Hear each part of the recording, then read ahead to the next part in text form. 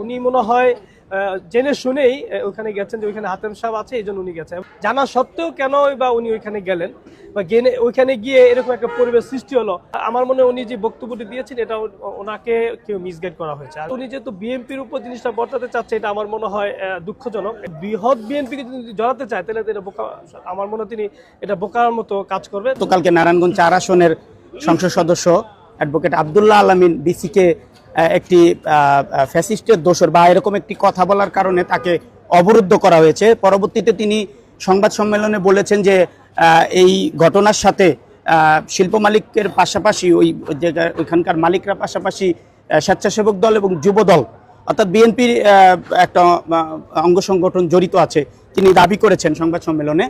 আপনার পাশের এলাকা বা আপনার এলাকাও বলা যায় ওইটা। আপনি বিষয়টাকে কিভাবে দেখছেন এবং একজন এমপিকে অবরুদ্ধ করা হলো এবং পরবর্তীতে উনি মুক্তি পেল পুলিশ প্রহরায়, এই বিষয়টা কিভাবে দেখছেন আপনি? আসলে আমি যেটা দেখেছি আর কি, আমি তো সশৈলে দেখেছি, আমি সোশ্যাল মিডিয়াতে যেটা দেখেছি যে একটি অনুষ্ঠানে তারা উভয়ই উপস্থিত ছিলেন। আমাদের বিকেএম এর সভাপতি হাতেম সাহেবও ছিলেন, পাশাপাশি যিনি সংসদ নির্বাচিত হয়েছেন অ্যাডভোকেট আলামিন উনি উপস্থিত ছিলেন। আমার কথা হচ্ছে যদি একজন দোষর এখানে উপস্থিত থাকে তিনি কিন্তু অবশ্যই সেই প্রোগ্রামের কার্ড তিনি পেয়েছেন, তিনি কার্ড পেয়েছেন এবং কার্ডে তিনি দেখেছেনও যে এই প্রোগ্রামে কে উপস্থিত থাকবেন, কাকে অতিথি করা হয়েছে সেটা অবশ্যই তিনি দেখেছেন। বা তিনি যেহেতু একটা এমপি, তিনি যেহেতু ওই বর্তমান ওই সংসদ আসনের, আমাদের যে নারায়ণগঞ্জ ৪ আসনের যেহেতু সংসদ আসনের এমপি, অবশ্যই তার লোকজন ছিল যে ওই প্রোগ্রামে কে উপস্থিত আছে বা কে উপস্থিত নাই। আমার মনে হয় এটা ওনাকে যেই মিসগাইড করা হয়েছে, উনি মনে হয় জেনে শুনেই ওখানে গেছেন যে ওইখানে হাতেম সাহেব আছে, এই জন্য উনি গেছেন। এবং দাওয়াত দেওয়ার পূর্বে এবং দাওয়াত দেওয়ার পূর্ববর্তী সময় উনি মনে হয় জানেন যে ওইখানে হাতেম সাহেব উপস্থিত থাকবে।